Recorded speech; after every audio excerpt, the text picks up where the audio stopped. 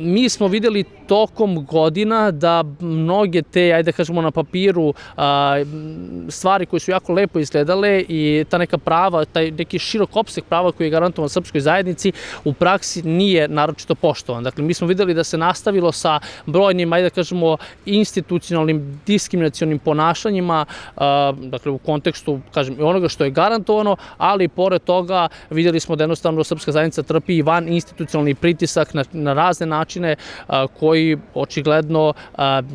dakle, jednostavno kosovske institucije nisu našle za shodno da adresiraju. Tako da, ukoliko sada pogledamo ono što je garantovano i ono što, ajde kažemo, čemu se srpska zajednica ne verujem da se nadala, dakle, da će situacija biti drastično bolja, ali kažem,